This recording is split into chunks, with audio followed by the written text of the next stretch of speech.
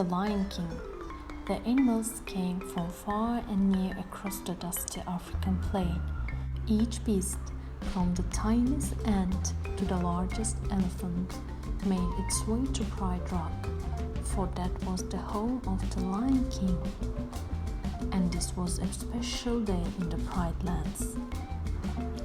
Today Simba, the firstborn cub of King Mufasa and Queen Sarabi, will join the great circle of life.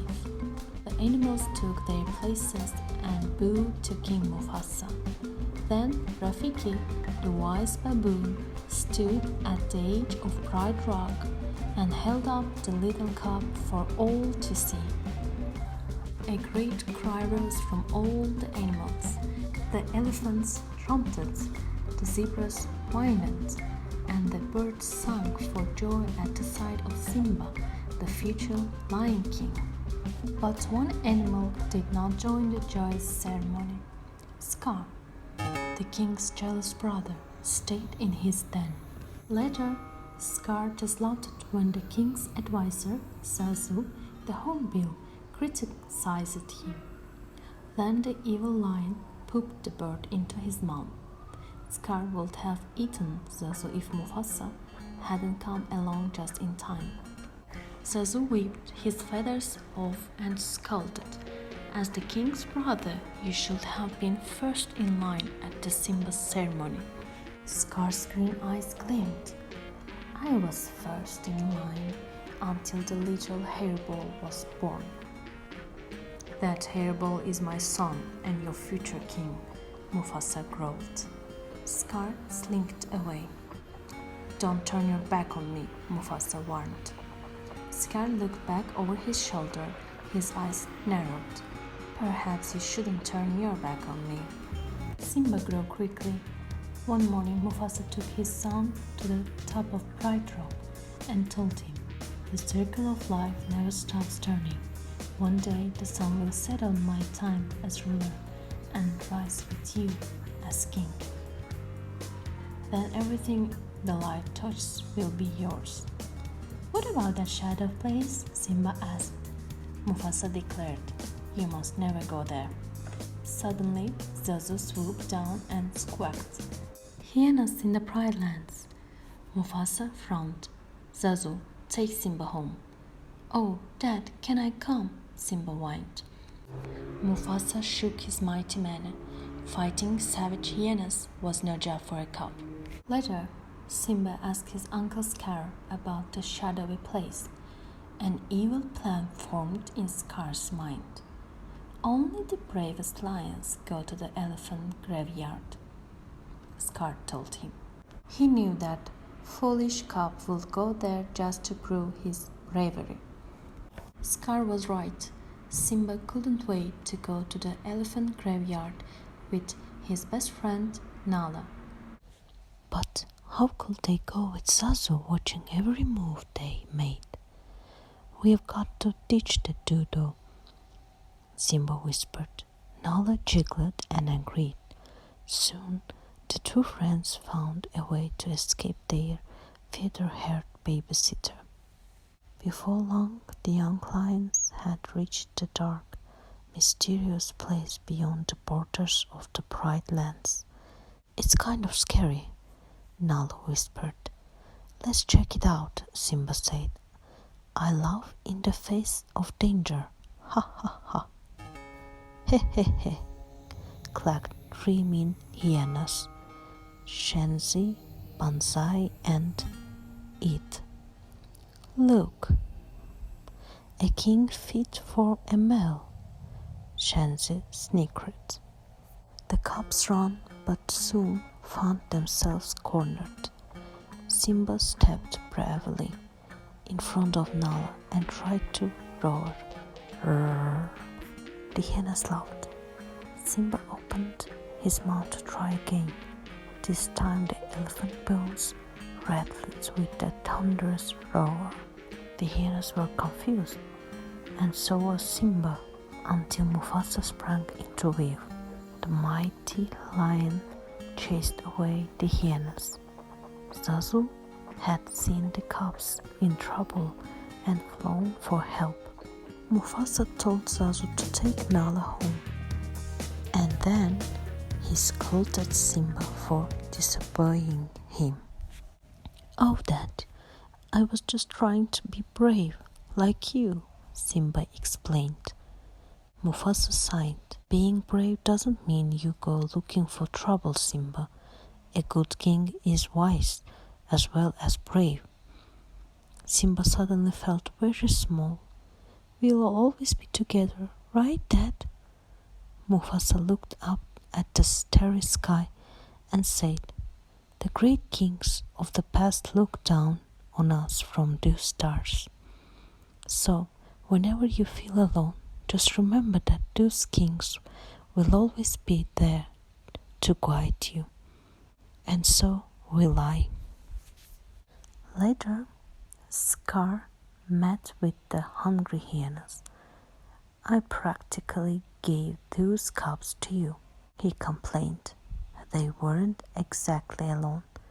Shenzi whined, but Scar had another plan that would allow him to become king. "Stick with me, and you'll never go hungry again," he promised. The hyenas danced and cheered. The next morning, Scar took Simba to the bottom of Rocky Canyon. "Now wait here," he ordered. "Your father has a big surprise for you."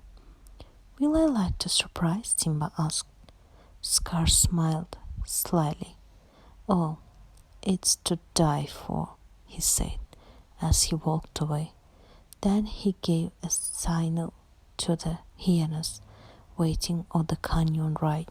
The hyenas knew what to do. They chased a huge herd of wild beasts down the canyon. Simba felt the earth shake. He heard the clattering of thousands of hooves. Then he saw the wild beasts heading straight for him. Simba managed to climb a dead tree and clung to a branch. "Help!" he shouted. Help was on its way, for Scar had found his brother, Mufasa. "Simba's trapped in a stampede," Scar cried. Just as Scar had planned, Mufasa rushed to Simba's rescue. He lifted his son to safety, but then fell under the rushing tide of hooves. "Dad!" Simba shouted. He couldn't see anything through the huge dust cloud. Mufasa tried to pull himself up the steep rocks. From above, Scar watched his brother struggle. "Help me, brother, help me," Mufasa pleaded. Scar reached for Mufasa's paws. He pulled his brother close and whispered, "Long live the king." Then Scar let go and watched Mufasa tumble down the steep slope. When the stampede was over, Simba found his father lying lifeless in the dust. "No!" Simba wailed. Scar came to the sobbing cub's side. "What have you done?" he accused. "There were wild beasts everywhere. He tried to save me. It was an accident," Simba said in a rush. "I didn't mean to." "Of course not, but if it weren't for you, he'll still be alive. What will your mother think?" Scar demanded. Simba looked stricken. "What should I do?" "Run away," Scar advised. "Run away and never come back." Scar watched Simba run. Then he sent the hyenas after him. The hyenas chased Simba to the border of the Pride Lands. The cub divided into a thicket of thorns at the edge of a great desert. The hyenas looked at the sharp thorns, then at the desert. "The cub won't last a day out there," Shenzi declared. Simba ran until he couldn't run no more. The thirsty cub collapsed on the sand. Vultures circled him hungrily, but Timon, the merchant, and his fat friend Pumbaa, the warthog, chased away the vultures. Simba woke up in their jungle home. "Where are you from?" Timon asked. Simba sighed. "It doesn't matter. I can't go back." "What did you do, kid?" Pumbaa wondered. "Something terrible," Simba replied. Timon shrugged. "Who cares? You've got to put the past behind you. Hakuna Matata." "What?" Simba asked. "Hakuna Matata," Timon repeated. "It means no worries. That's the motto we live by. And here's what we live on." Timon showed Simba a vital insect. In the months that followed, Simba was happy with his friends, Timon and Pumbaa. Yet he missed his mother and often thought of his father. One night, as they gazed up at the stars, Simba remembered what his father had told him. He wondered if the great kings of the past really were looking down from those stars. Simba felt very alone. The next day, Simba heard Timon scream. A hungry lioness was about to pounce on Pumbaa, who was stuck under a log. Timon bravely was trying to protect him. Simba gave a mighty roar and leaped at the lioness. But just as they began to fight, Simba recognized his old friend Nala. The lioness looked deep into the eyes of the handsome young lion and whispered, "Simba?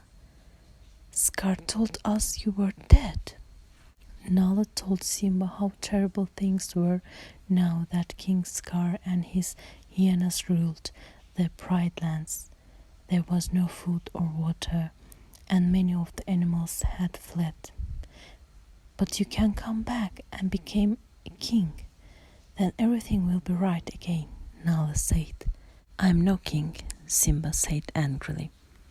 But that night, Rafiki, the baboon, came to Simba and promised to bring him to his father. When Simba looked up at the stars, he heard a familiar voice. "Simba," his father asked, "have you forgotten me?" Simba gasped. "No, how could I?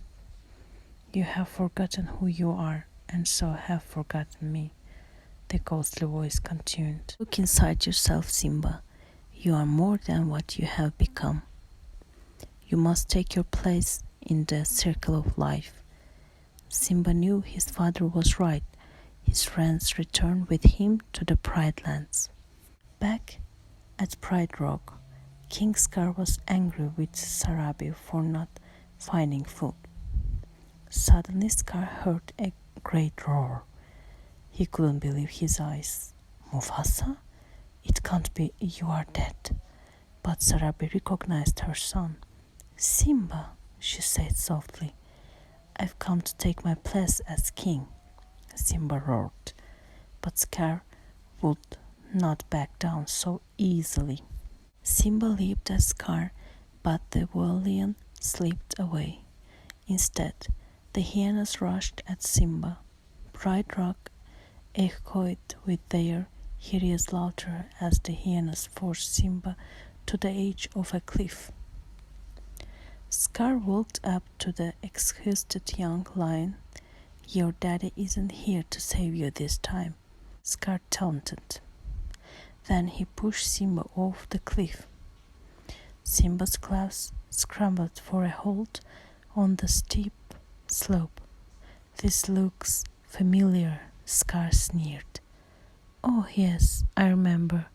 It's just the way your father looked before I killed him." At last Simba knew the truth. With a mighty roar, he leaped at Scar. Meanwhile, Timon, Pumbaa, and the lioness had chased the hyenas of Pride Rock.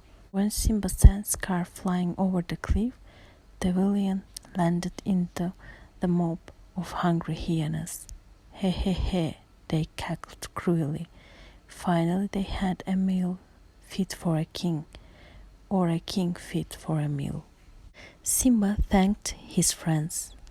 Then he walked to the top of Pride Rock. His roar echoed through the Pride lands. The rightful king had taken his throne. The plains were soon lush and green again. The animals returned and the hunting was good once more. Simba knew that a king must have a queen. So, of course, he chose the beautiful Nala. Before long, the animals again came from far and near across the dusty African plain. This time, they came to greet the firstborn cub of King Simba and Queen Nala. Wise old Rafiki stood at the edge of Breed Rock and held up the cub for all to see. The elephants trumpeted and the zebras whined for joy as the future Lion King joined the great circle of life. Thank you for listening Maral Life YouTube channel. Please subscribe. See you in the next video.